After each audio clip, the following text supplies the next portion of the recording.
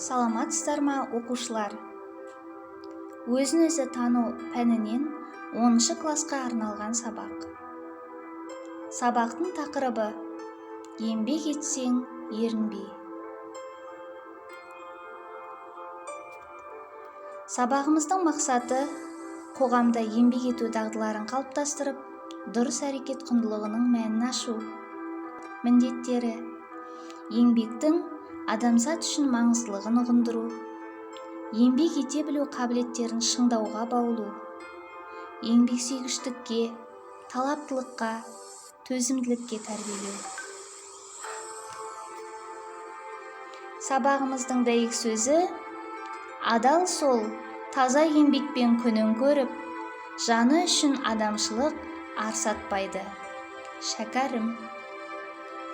Өздеріңіз білесіздер, Шәкәрім Құдайбердіұлы, ұлы Абай бағытын ұстанған қазақ ақыны, жазушы, философ, тарихшы және сазгер.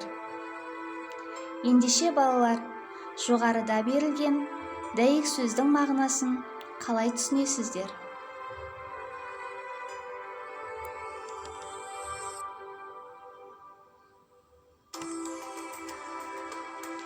Сабағымызды одан әрі жалғастыру үшін сіздерге арнайы Тоқтар Әубәкіровтің өмірінен бейне жазба беріледі. Сілтемесі төменде.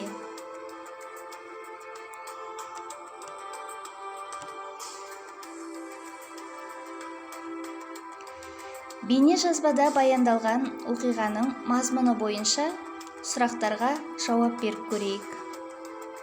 Тоқтар Әубәкіровтің еңбекқорлығын қандай әрекеттерінен көруге болады? Ғарышкерді биік жетістіктерге жеткізген қандай қасиеттерді деп ойлайсың?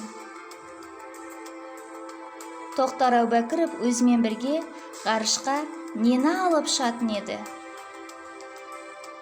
Өз ісіне деген сүйіспеншілік адамды қандай игілікке жеткізеді? Еңбек етуде шығармашылық, шабыт не үшін қажет? Және соңғы сұрақ: өз қабілетіңді қалай дамытасың?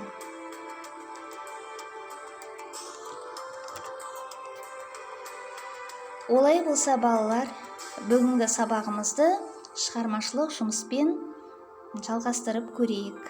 Бірінші тапсырма: сәйкестендір.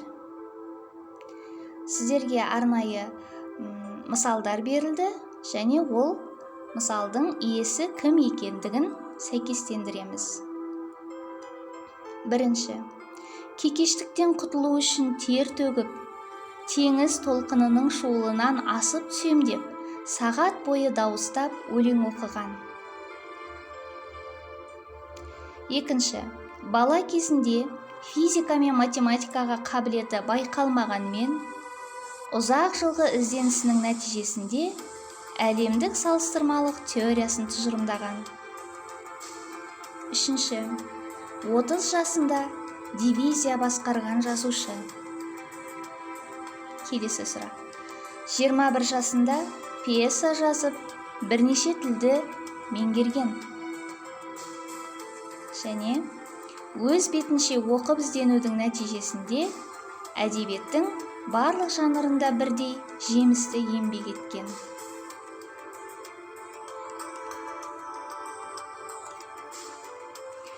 Және балалар, сіздерге берілетін келесі тапсырма: адал еңбек етудің жарқын бейнесі тақырыбында суреттерге қарай отырып, өз пікіріңді жаз.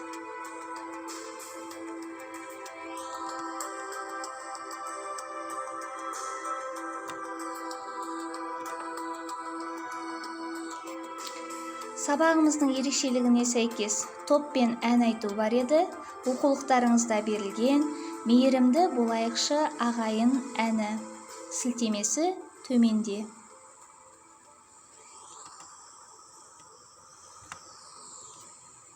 Және үйге тапсырма: адал еңбек иесі тақырыбында зерттеу жүргізіп, альбом немесе слайд әзірлеңіздер. Өздеріңіз білетін еңбек адамдары, ата-ана, туыс, ұстаз, таныстарыңыз немесе достарыңыздың ішінде, белгілі адамдарыңыздың ішінде адал еңбек иесін анықтауға болады. Ендеше бүгінгі сабағымыз аяқталды. Сау саламатта болыңыздар.